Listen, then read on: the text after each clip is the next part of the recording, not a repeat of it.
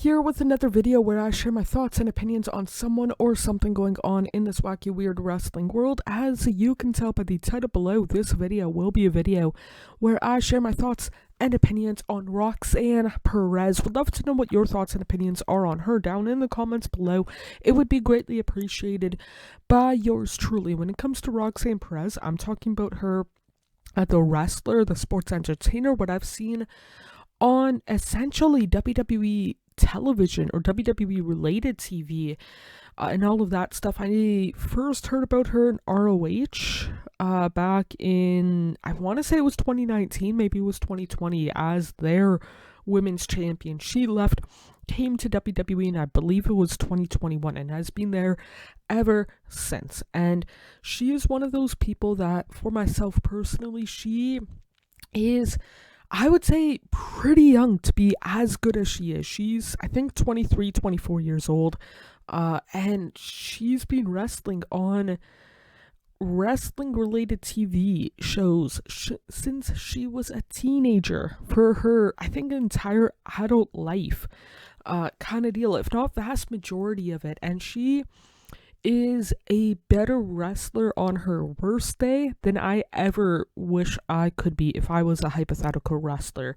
She can, from what I've seen, hold her own on the microphone. It's just, for myself personally, when it comes to the women's division within WWE, there's just other people that might not necessarily be as good as her in the ring, bell to bell, but to me, that, like, for an example, Chelsea Green, Chelsea might, like, not be as good in the ring, or they're about equal kind of deal, but I would much rather watch a Chelsea Green match because I know that I'll be entertained and, like, turn off my brain kind of deal. Whereas Roxanne, right now, again, she's 23, 24 years old, has like 8 years of experience, because I think she made her debut at like 15. I think she started training at 15, debut at 16 kind of deal. But right now I'm kind of at that point in my life where no matter what I watch, whether it's wrestling, whether it's other sports, whether it's TV shows, movies, I want to be entertained. And Roxanne, when it comes to the women's division, again, primarily in WWE, she, to me personally, is not as entertaining character-wise as Chelsea Green, or on the microphone like a Bianca Belair, or in the ring like a Rhea Ripley or a Bayley kind of deal. And I'm not saying that she'll never get there. Again, she is quite a bit younger than myself, and she's a lot better than a lot of people around her age kind of deal. Again, that could be because she started training at, like, I think it was 15, traveling however many hours the commentary team have said to go to Booker T's school and whatnot. But it's just one of those things. In the ring, she's good.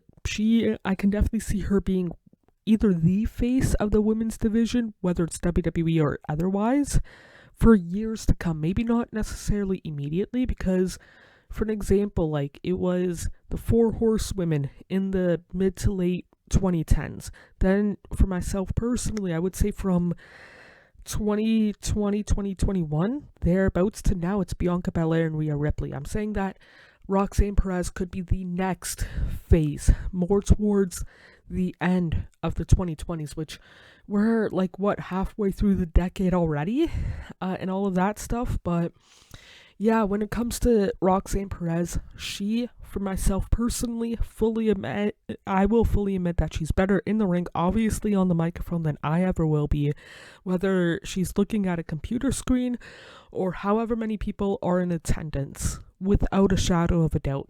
She's good in the ring, definitely can see why she's called the Prodigy. It's just, for myself personally, I want to be entertained. And at this point, it hasn't clicked, whether it's on her part, WWE Creatives, or admittedly my part.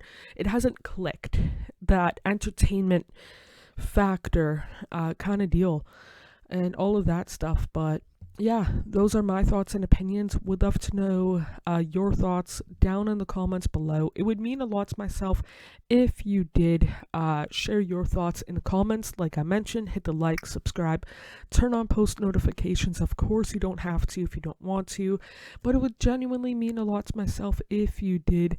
And yeah, that's it for this one. Treat yourself as well as possible, mentally, emotionally, and physically.